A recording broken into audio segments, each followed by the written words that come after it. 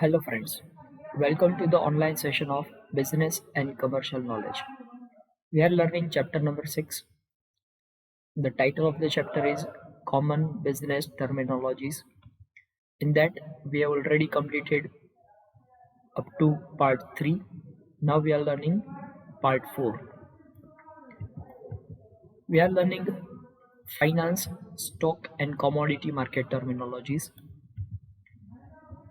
The next terminology is capital gain yield. What do we mean by capital gain yield? The capital gain during a given year divided by the beginning price. Capital gain during a year, એક વર્ષ દરમિયાન જે કંઈ પણ capital gain મળ્યો છે એને divide કરવાનો છે શેનાથી? તો ડિવાઈડ કરવાનો છે બિગિનિંગ પ્રાઇસ, મતલબ કે જે શેરની ઇનિશિયલ પ્રાઇસ હોય, સ્ટાર્ટિંગ એટ ધ યર, એનાથી ડિવાઈડ કરો, જે આન્સર મળશે એને કહેવાશે capital gain yield. So for example, capital gain છે એ during the whole year capital gain છે એ 300 હતો. 300 is the capital gain during the whole year divided by the beginning price. Beginning price, suppose it was 100. So 300 divided by 100, answer is 3. 3 is capital gain yield. So in that manner we can get capital gain yield. Next is capital market. Capital market means the financial markets for stocks and for intermediate or long-term debt. Stock, that is shares, debentures, bonds, આ બધા માટે intermediate terms કે long term માટેના date માટેનું જે market છે જ્યાં આનું બાઇંગ અને સેલિંગ થતું હોય, that market is considered as capital market. Then cash budget, a table showing cash flow, that is receipts, disbursements and cash balances for a firm over a specified period of time. તો cache budget શું દર્શાવશે? તો cache budget છે એમાં એક side inflow of cache દેખાડવામાં આવતું હોય અને on the other side that is outflow of the cash. મતલબ કે કોઈ એક specified time period it can be 1 month, it can be 6 months, it can be 1 year. તો એ ટાઈમ પીરિયડમાં ફર્મને cash inflow of the cash, મતલબ કઈ જગ્યાએથી કેશ મળે છે, અને આઉટફ્લો ઓફ ધ કેશ, મતલબ કઈ જગ્યાએ એ કેશનું એને ડિસ્બર્સમેન્ટ કરવાનું છે, મતલબ કે કેશનું એને સ્પેન્ડિંગ કરવાનું છે. આનું જે સ્ટેટમેન્ટ છે, that statement is known as cash budget.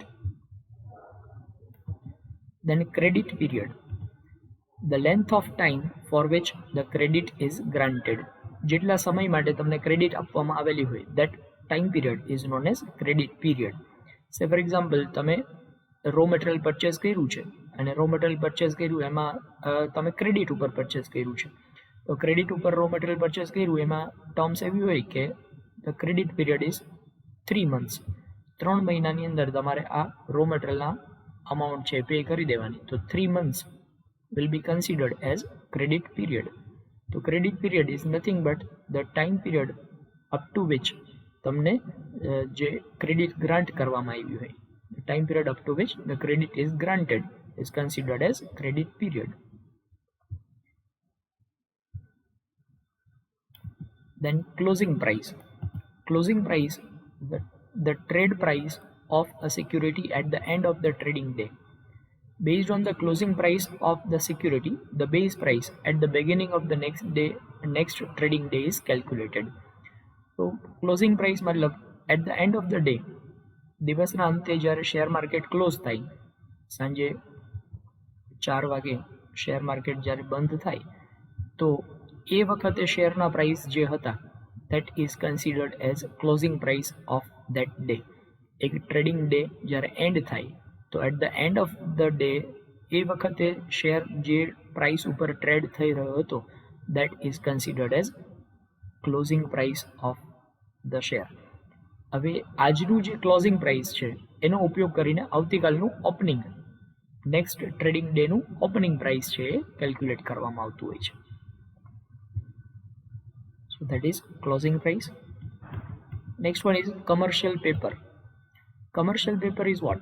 It is unsecured short-term promissory notes of large firms, usually issued in denomination of rupees 1 lakh or more, and having an interest rate somewhat below the prime of lending rate of the commercial bank. Unsecured promissory notes છે.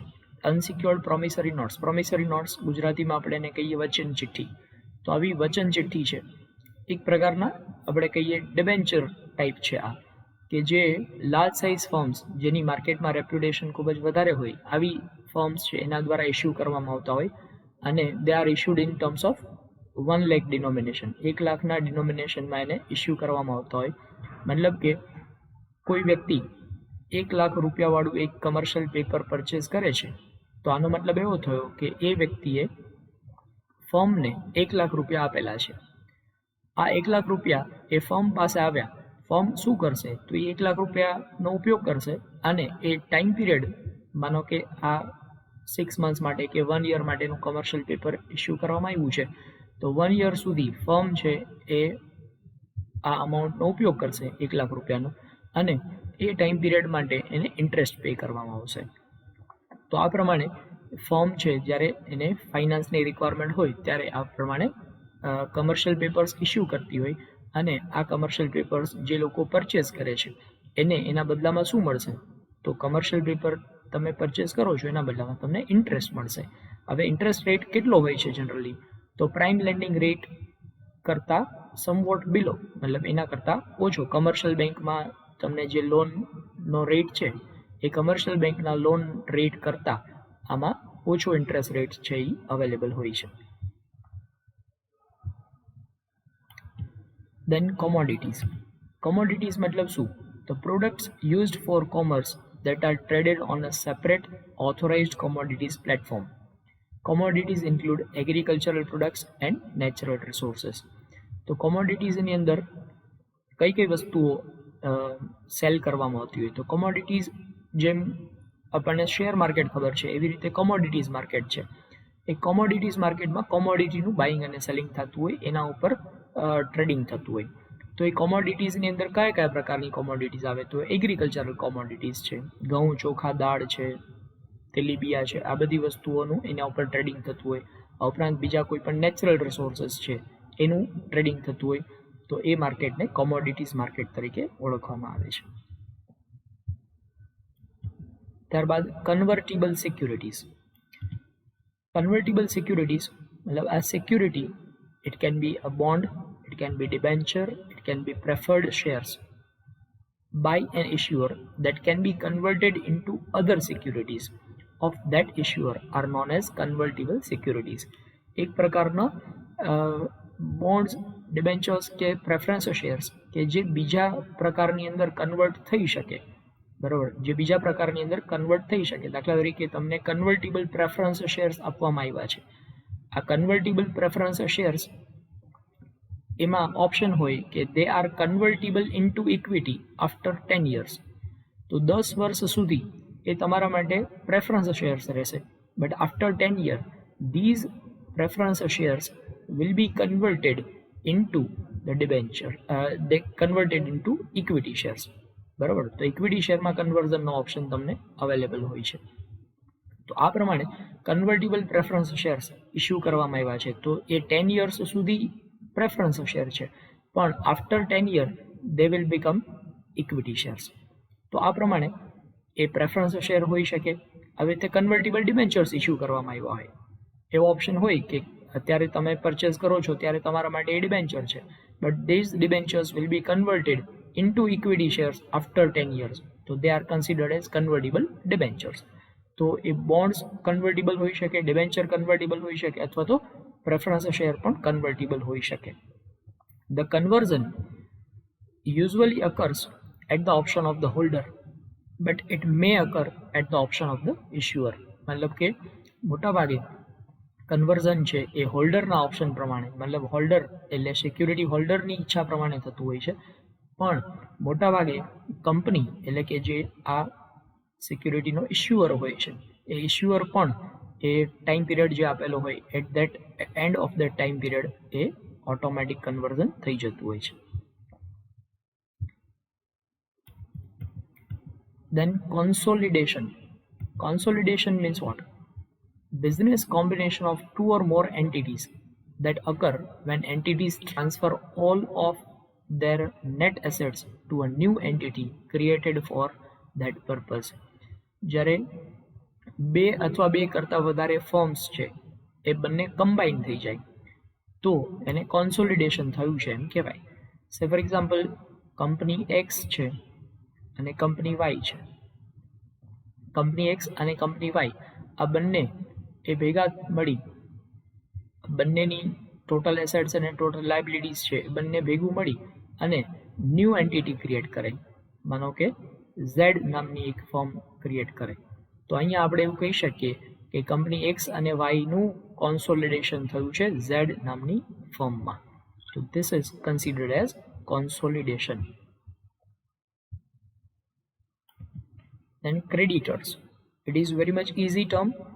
These are the people or organizations you owe money to at any particular time. Creditors એટલે જે લોકોએ તમને પૈસા આપેલા છે એ બધા તમારા માટે ક્રેડિટર્સ કહેવાય. મતલબ તમે એના માટે ઉધારી ધરાવો છો, મતલબ તમે એના ઉપર દેવું ધરાવો છો, એ બધા લોકો તમારા ક્રેડિટર્સ છે. The value of creditors is included in the published accounts. मतलब કે તમે જ્યારે ફાઇનલ અકાઉન્ટ્સ પ્રિપેર કરો તો ફાઇનલ અકાઉન્ટ્સમાં ક્રેડિટરની વેલ્યુ છે એ તમારે દર્શાવવાની રહેશે. મતલબ ક્રેડિટરની જે અમાઉન્ટ છે એટલું કંપની ઉપર દેવું છે એમ કહી શકાય, એટલું કંપની ઉપર ડેટ છે એમ કહી શકાય. Then comes debenture. Debenture is a type of debt instrument that is not secured by physical asset or collateral. Debenture એ એક પ્રકારનું ડેટ ઇન્સ્ટ્રુમેન્ટ છે જે કોઈ પણ પ્રકારના ફિઝિકલ એસેટ કે કોઈ કોલેટરલથી સિક્યોર્ડ હોતું નથી. Debentures are backed only by general credit worthiness and reputation of the issuer. Debentures જ્યારે ઇસ્યુ કરવામાં આવતા હોય તો એ ઇસ્યુ કરનાર કંપની છે એની ક્રેડિટ વર્થીનેસ, ગુજરાતીમાં એને કહેવાય સાખપાત્રતા, અથવા તો રેપ્યુટેશન એટલે કે માર્કેટમાં એ કંપનીની જે શાખ છે એના આધાર ઉપર ડિબેન્ચર્સ છે ઇસ્યુ કરવામાં આવતા હોય છે. A debenture is an unsecured form of investment. Debenture છે એ અનસિક્યોર્ડ ઇન્વેસ્ટમેન્ટ છે. પણ જો ડિબેન્ચરમાં ઇસ્યુ કરતી વખતે સિક્યોર્ડ ડિબેન્ચર્સ ઇસ્યુ કરવામાં આવેલા હોય તો સિક્યોર્ડ ડિબેન્ચર્સનો મતલબ શું? તો કે એ ડિબેન્ચરની વેલ્યુ જેટલી અમાઉન્ટ છે કોલેટરલ કરવામાં આવેલી હશે એટલી ફિઝિકલ એસેટ છે એને કોલેટરલ કરવામાં આવેલી હશે. તો જો કોલેટરલ મૂકવામાં આવેલું હોય મતલબ કે એના માટે ગીરવે મૂકવામાં આવેલી હોય કોઈ ફિઝિકલ એસેટ તો એવા પ્રકારના ડિબેન્ચર્સ છે એને સિક્યોર્ડ ડિબેન્ચર્સ કહી શકાય. ત્યારબાદ નેક્સ્ટ ઇઝ ડેટર. ક્રેડિટર જે આપણે ભણ્યા, ક્રેડિટરમાં એવું કીધું કે all those people or the firms who have given money to you, જે લોકોએ તમને પૈસા આપેલા છે એ તમારા માટે શું કહેવાય? તો they are your creditors. But ડેટર્સ it is exactly opposite. Debtors are all those people or the firms who have taken money from you. જે લોકોએ તમને તમારી પાસેથી પૈસા લીધેલા છે એ બધા તમારા ડેટર્સ છે. Although debtors are considered as an asset. Debtor છે આપણા માટે એસેટ છે. શું કામ એસેટ છે? કારણ કે આપણા પૈસા એ લોકોની પાસે પડ્યા છે. તો they are considered as an asset. If you are odd a vast amount, this might indicate problems collecting money owed and possible cash flow difficulties. પણ જો આ ડેટરની સંખ્યા ખૂબ જ વધારે હોય, ખૂબ જ મોટા પ્રમાણમાં તમે લોકોને રકમ આપેલી છે તો કદાચ એવું બની શકે કે એ કલેક્ટ કરવી એ તમારા માટે ડિફિકલ્ટ થઈ જાય, અને જો આ ડિફિકલ્ટી ક્રિએટ થશે તો it can create difficulty in the cash flow.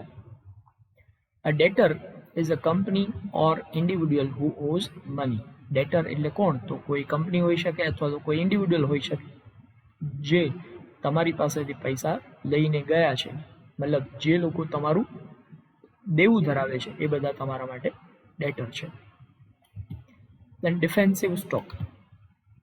Defensive stock is a stock that provides a constant dividend and stable earnings even in the period of economic downturn. Even in the period of economic downturn, એટલે આર્થિક મંદી હોય એ સંજોગોમાં પણ constant dividend provide કરે, એક સરખા rate ઉપર ડિવિડન્ડ પ્રોવાઈડ કરે જેનાથી તમને સ્ટેબલ અર્નિંગ મળી રહે. આવા પ્રકારનો શેર એને નામ આપ્યું છે defensive stock. That is, even in the extreme critical situations of the stock market, these companies continue to pay the dividends at a constant rate. मतलब કે સ્ટોક માર્કેટની કન્ડિશન ખૂબ જ ખરાબ હોય તેમ છતાં પણ આ એવા પ્રકારની કંપની છે કે જે કોઈ એક કોન્સ્ટન્ટ રેટ ઉપર તમને ડિવિડન્ડ કન્ટિન્યુઅલી પે કરે છે. એટલા માટે આ પ્રકારના શેરના પ્રાઇસીસ છે એ બહુ અપ એન્ડ ડાઉન નથી થતા, એના પ્રાઇસીસ છે એ કોન્સ્ટન્ટ રહેતા હોય છે કારણ કે એ કંપનીનો ટ્રેક રેકોર્ડ સારો હોય અને કોન્સ્ટન્ટ ડિવિડન્ડ પે કરતી હોય. તો આવા પ્રકારની કંપનીના શેર્સ એને ડિફેન્સિવ સ્ટોક તરીકે ઓળખવામાં આવે છે. Then depreciation. Depreciation is a way of spreading the cost of an asset over its expected useful economic life. મતલબ કોઈ મશીનરી છે કે કોઈ પણ એસેટ છે એની કોસ્ટ છે એ યુઝફુલ લાઈફમાં સ્પ્રેડ કરવા માટેની પ્રક્રિયા એને આપણે ડેપ્રિશિએશન કહીએ છીએ. સે ફોર એક્ઝામ્પલ કોઈ એક મશીન છે જેની કિંમત 10 લાખ રૂપીઝ છે. That machine costed you 10 lakh rupees. પણ આ 10 લાખ રૂપીઝ વાળું મશીન છે એ સપોઝ 10 યર સુધી એની યુઝફુલ લાઈફ છે. 10 લાખ વાળું મશીન એની યુઝફુલ લાઈફ 10 યર છે. તો આનો મતલબ એવો થયો કે આફ્ટર ધ 10 યર તમારે આ મશીન છે એને રિપ્લેસ કરવું પડશે. પણ આ મશીનને રિપ્લેસ કરવા માટે એ વખતે મશીન 10 લાખ રૂપીઝનું તમારે ફરીથી પાછું પરચેસ કરવું પડશે. તો 10 લાખ રૂપીઝ એક સાથે તમને અવેલેબલ ન હોય તો એના માટે શું કરવું જોઈએ? તો એવરી યર 1 લાખ રૂપીઝ તમે એને ડેપ્રિશિએટ કરતા જાઓ અને at the end of the 10 years 10 વર્ષ પૂરા થાય ત્યાં સુધીમાં તમારી પાસે 10 લાખ રૂપિયા અવેલેબલ હોય જેથી કરીને તમે એ મશીનને ઇઝીલી રિપ્લેસ કરી શકો. તો આમ દર વખતે મશીનની જે વેલ્યુ છે એને થોડી થોડી ડેપ્રિશિએટ કરી અને એની રકમ છે એક ફંડ તરીકે ભેગું કરવામાં આવે અને at the end of the useful life જ્યારે એ મશીનને રિપ્લેસ કરવાનું થાય ત્યારે તમારી પાસે ફંડ અવેલેબલ હોય. તો આ આખી જે પ્રક્રિયા છે એને કહેવાય છે depreciation. It is an expense allowance made for wear and tear on an asset over its estimated useful life. કોઈ પણ એસેટ છે એ એની યુઝફુલ લાઈફ દરમિયાન વેર એન્ડ ટેર થાય છે. વેર એન્ડ ટેર મતલબ કે એમાં ઘસારો લાગે છે. તો it is an expense that is supposed to reflect the loss in the value of fixed asset. મતલબ આ ઘસારો લાગવાને કારણે એસેટની વેલ્યુમાં જે લોસ થયો એ લોસની અમાઉન્ટ એને આપણે ડેપ્રિશિએશન તરીકે દર્શાવીએ છીએ અને દર વર્ષે આ જેટલો લોસ થયો છે એને આપણે એક ફંડ તરીકે રિઝર્વ ક્રિએટ કરીએ. At the end of useful life આપણી પાસે એ રકમ અવેલેબલ હોય જેથી કરીને આપણે એ મશીનને રિપ્લેસ કરી શકીએ, એ એસેટને રિપ્લેસ કરી શકીએ. તો આ પ્રક્રિયાને ડેપ્રિશિએશન તરીકે ઓળખવામાં આવે છે. દેન કમ્સ ડેરિવેટિવ્સ. ડેરિવેટિવ મતલબ શું? તો ડેરિવેટિવ વર્ડ આવ્યો છે ટુ ડિરાઈવ ઉપરથી. ટુ ડિરાઈવ મતલબ શું? તો જ્યારે કોઈ એક એસેટની વેલ્યુ છે એ બીજી કોઈ એસેટની વેલ્યુ ઉપરથી નક્કી કરવામાં આવે તો એને ડેરિવેટિવ થયું છે એમ કહેવાય. બરાબર. A security whose price is derived from one or more underlying asset.